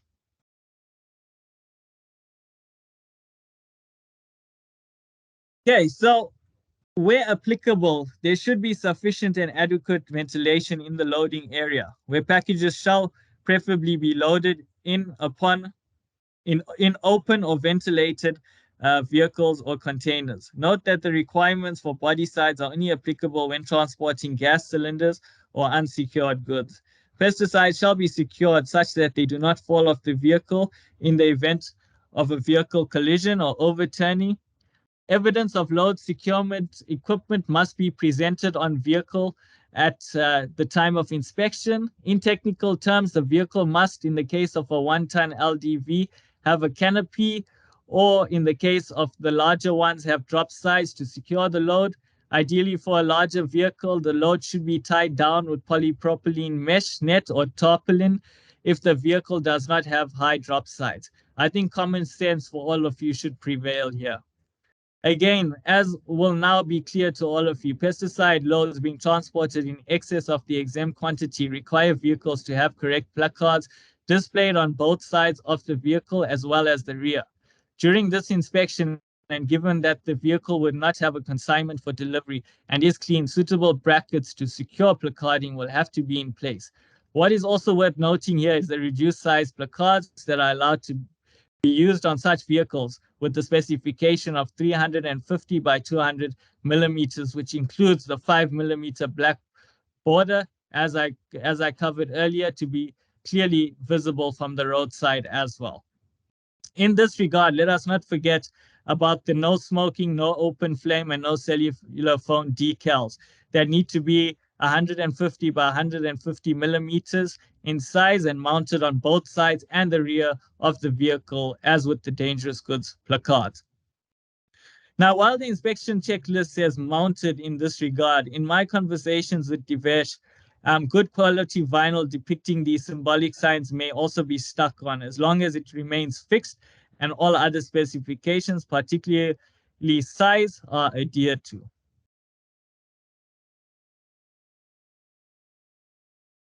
Let us now move on to rigid vehicles that are equal to or above 3,500 kgs GVM. Now, I'm not going to focus on all the information here, but rather highlight the important bits. Other than the requirements pertaining to the battery and the requirement for wheel chocks, of which I am not going to go into any detail on, you guys would have to read that up for yourselves. But what we see, and as highlighted in blue, and this is where I want to draw your attention, the size of the orange warning diamond placards and the no smoking, open flame, and cell phone decals are now required to be in full size as per the specifications, as we see it here. So no more reduced size, as I explained on the previous slides for an LDV. Now they need to be in their full sizes, as per the specifications listed here.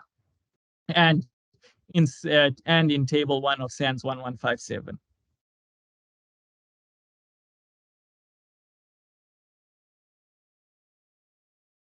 Okay, moving on to trailers. This was interesting to me. Looking closely at SANS 10231, 1518, and 1157, of which were the latest versions available when it comes to fire extinguishers, there's no distinguishing between trailer sizes and weight as far as I can see, and as I mentioned earlier.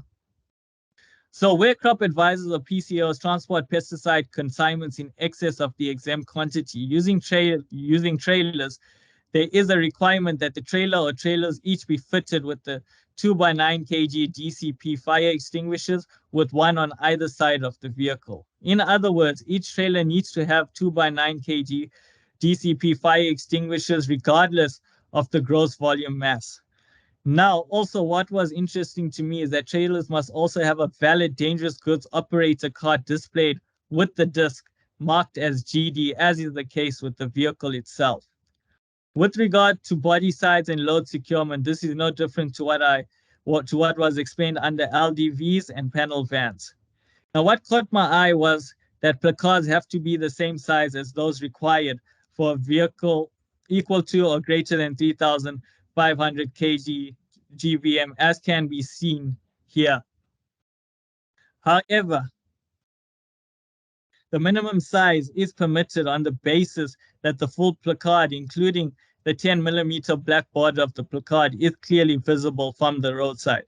So you can use the minimum size provided it can be seen clearly from the roadside here. Now, when it comes to the no smoking, open flame, and cell phone decals, again, this is no different to what I just explained in terms of size. However, as per SANS 1157, there is no mention of the minimum requirement being permitted. The points raised here are important, and everyone using trailers to transport pesticides in the course of business needs to take note.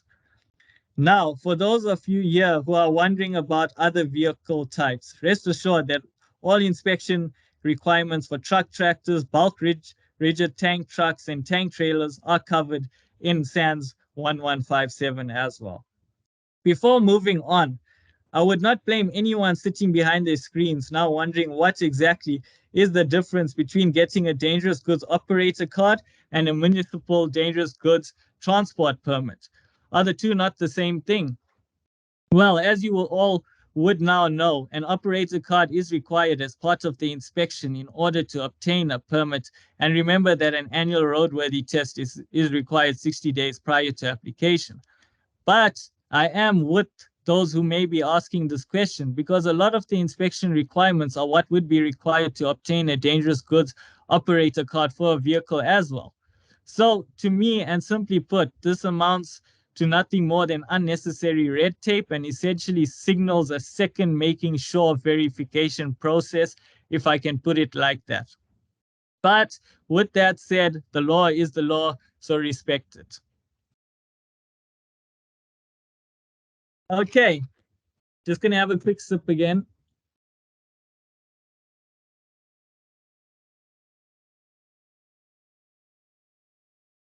Okay, so now let's take a quick breather from all the intricate information that all of you have been taking on, and let's have a discussion around transporting empty pesticide packaging and obsolete stocks. Firstly, I trust that all crop advisors and PCOs here today know about the association's container management program. If not, I don't know where you've been for the past 10 years. But again, if you don't, please visit our website at www.croplife.co.za and interrogate the page under container management, where a range of cleaning and decontamination protocols can be found for farmers and PCOs. PCO members belonging to SAPCA have the links available to them via the SAPCA website as well. Now, it is important to understand the difference between notionally empty and nominally empty pesticide packaging. Nominally empty pesticide packaging means previously certified packaging from which contents have been removed as far as possible by means of the practices commonly employed to remove materials from that type of container. Note, please take note, guys, that packaging containing residual material of Division 6.1, main or subsidiary hazard, in accordance with SANS 10228, is not deemed empty unless it has been triple rinsed with an effective solvent or has been cleaned by a method proved to achieve equivalent removal. Triple rinsing in the case of empty pesticide packaging or as directed otherwise by the already mentioned CropLife SA guidelines are available on the CropLife SA website. Now, what is the relevance of this in terms of road transport? Well, in some instances, crop advisors may take back with them empty pesticide containers from their farmer clients to their established CropLife SA certified collection points. Provided that the containers are nominally empty, as described, such packaging is not classified as dangerous goods. In other words, nominally empty pesticide packaging may be transported without complying with the conditions of the National Road Traffic Act, its regulations, and SANS 10231 for the transportation and classification of dangerous goods, because such packing is classified as nominally empty according to SANS 10406 2016, clause 3.1.6. So I don't expect any of you to remember all of that, but the key thing to remember there is that if it's been suitably cleaned by an approved cleaning method available on the CropLife SA website for that particular packaging, then it is not considered as dangerous goods. It's simple as that and can be transported as normal goods. Okay, in this regard, crop advisors are therefore urged to encourage their clients to adequately clean their empty pesticide packaging prior to collection. This is also another reason why all crop advisors need to advise their clients accordingly in this regard. Transporting notionally empty pesticide packaging is categorized as hazardous waste and will require a waste dangerous goods declaration and in some instances a permit or license. This is not something I'm going to get into as it opens up a whole other category that looks specifically at the transportation of hazardous waste, and that is beyond the scope of this training session.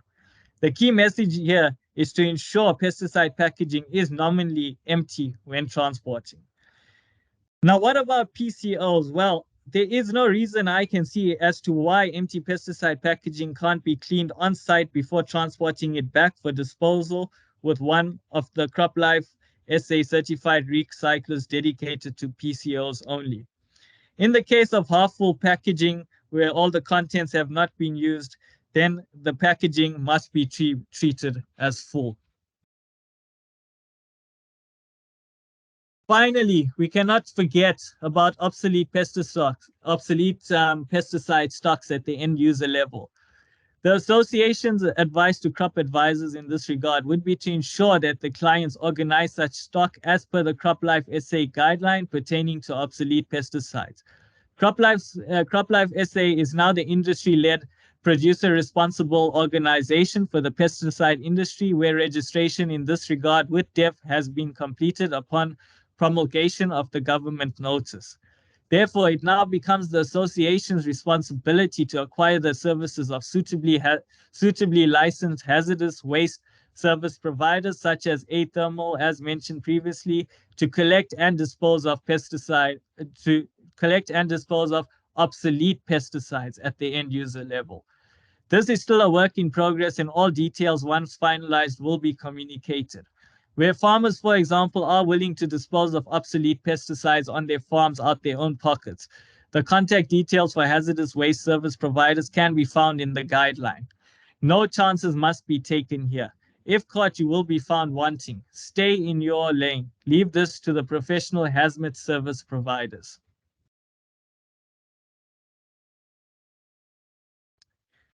Now, given all the information covered today, I decided to compile 2 slides which basically highlights a checklist for crop advisors and PCOs to consider when transporting pesticides in the course of business where loads are not exempt. Before I get into the 2 slides, I would like to mention that the association will be compiling formal checklists pertaining to the responsibilities and duties of consignors, operators, and drivers, as well as consignees. These checklists should be completed within the next couple of months and will be circulated once finalized to all members.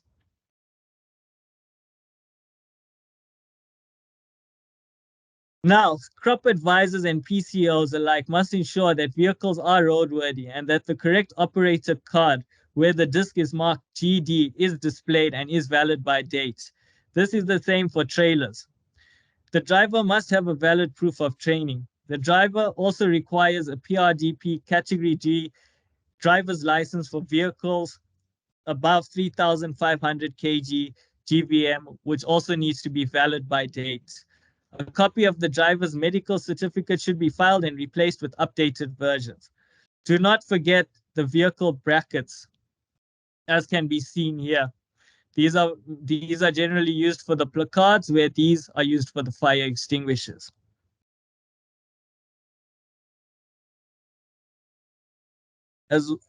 And please also don't forget about the positioning of these brackets on the vehicle in relation to the load, either single or mixed. This is also true for trailers, as has been covered. The orange danger warning diamond and holding bracket on the front of the vehicle is mandatory.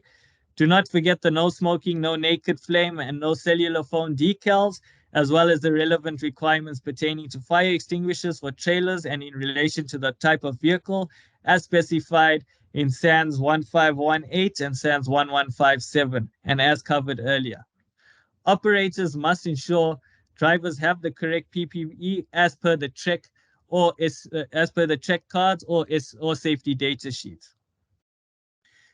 In terms of dangerous goods transport documentation, be sure to have an orange document holder in the designated space within the vehicle. In the case of mixed loads, load compatibility of the chart in SANS 10231 must be used. Again, a fairly straightforward chart to use where information is basically read off. No rocket science required there either. The relevant check cards or safety data sheets, as well as the dangerous goods declarations, are in the driver's possessions and stored in the document holder in the designated space when proceeding to transport a commercial pesticide consignment. When applicable and as highlighted earlier, the route must be discussed and agreed to verbally with emergency services. Finally, operators of dangerous goods vehicles must be in possession of a valid municipal dangerous goods transport permit. All of you will remember what I said earlier, where I made it clear that crop advisors and PCOs will in most instances switch between the roles of consigners, operators, drivers, and consignees during business. Therefore, it is vital that the responsibilities and duties of each role is well understood. Moving on.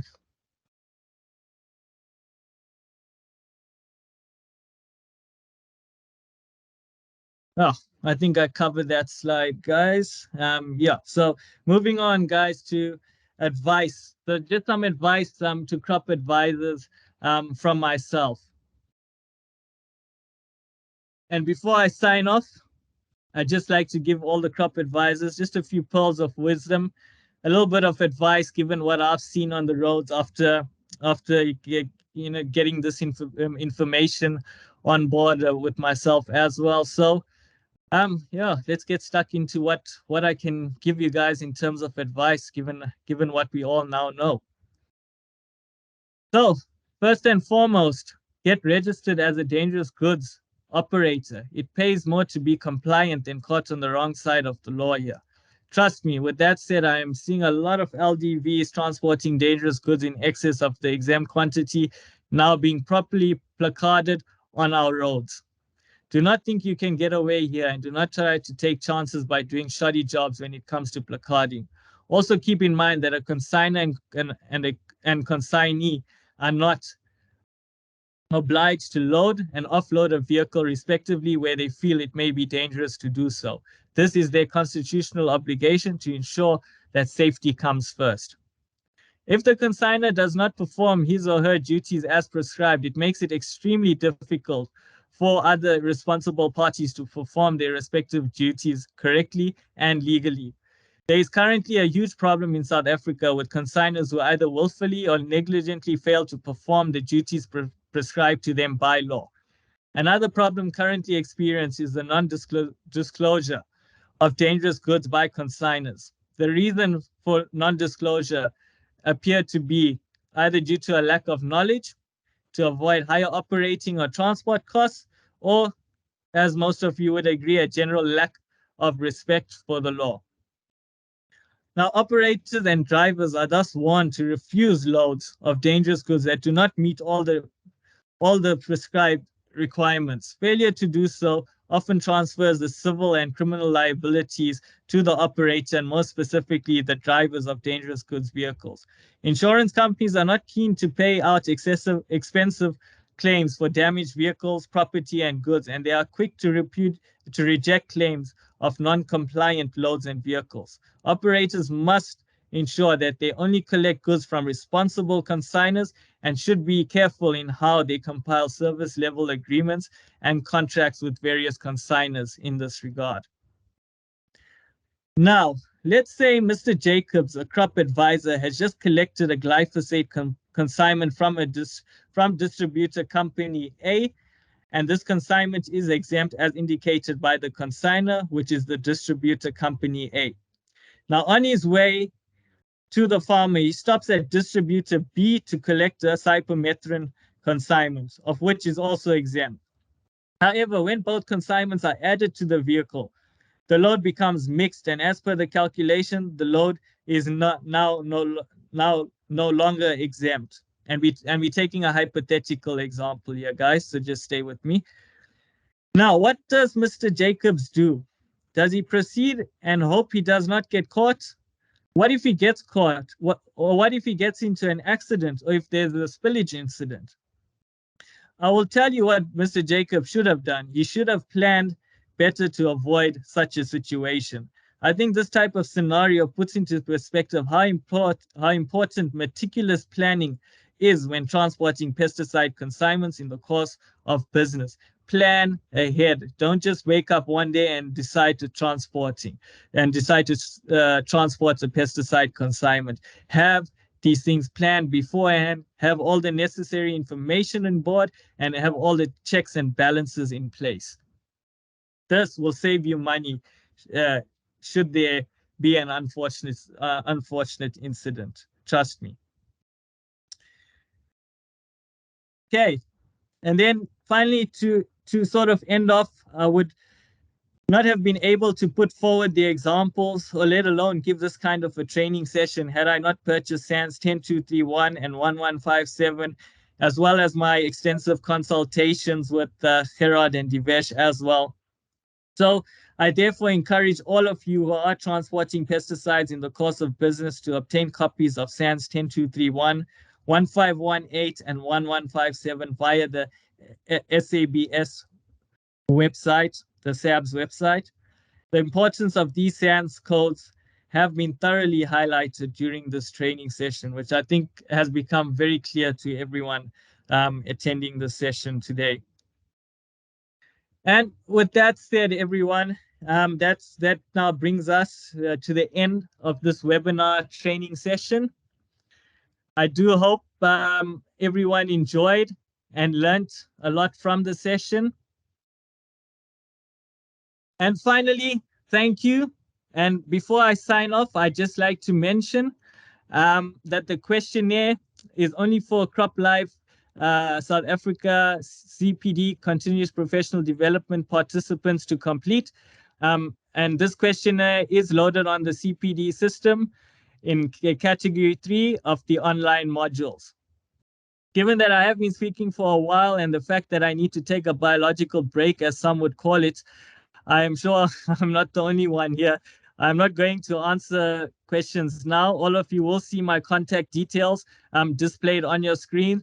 So please feel free to contact me via cell or email for any queries at any time regarding the transportation of pesticides in the course of business. I'm more than happy to help out here, because what happens on the roads is public information. So we need to organize the industry as best as possible and ensure that the stewardship best practices in this regard are also being adhered to as best as possible. All the very best to everyone that will be doing the assessment. If you listened and concentrated during this training session, 100% should be the order of the day. Finally, thank you all again for being part of this webinar training session. And yeah, I think 2 hours is up now. So that's it from me. Thank you. Miresh, let me close off here with a final Sure. remark. Thank you, Miresh, for preparing all the work. I know you put an enormous amount of time and effort and consultation into presenting this. I know some people say that it is an enormous amount of information. It is an enormous amount of information, and it is quite difficult. And especially for the supply companies, you need to get your logistics managers to start getting hold of those SANS codes or the standards that Diresh referred to, that you get yourself up to speed. And it's also important for anybody who transport pesticides to make sure they abide by the law, because I know that road accidents happen, and I've been caught many times with a call coming from a road accident situation and the vehicle is completely non-compliant and the driver doesn't know anything about the compliance or doesn't have trim cards or STSs. In a case like that, the cleanup operation will be for your own pocket and the insurance company will not bail you out. And let me give you an idea of a 1-ton bucky falling over with 800 kilograms of pesticide, irrespective of what this SABS standard says of what the UN number is. That cleanup operation is a minimum of 800,000 Rand. So rather go and do the right thing, get yourself certified, get yourself trained, get your vehicle certified for dangerous goods transportation than running the risk of not doing the right thing, because if you get caught without the right compliance, then you're in serious trouble. So again, thank you for all to attending. Like Yaresh said, the assessment is available on the CPD portal for all the CropLife South Africa certified crop advisors. But if there are people that are not crop advisors, I think you can contact Yuresh there and we can make the assessment available to you, and you can you can do the assessment at your own time and we will mark it and tell you what you scored. The assessment is not that difficult. I did it myself this morning, but I would really encourage you all to get at least a copy of SANS 10231, the 2020 edition from the SABS website. It costs about 2,000 Rand, because without that, you cannot operate properly with dangerous goods transportation. And with that, wishing you all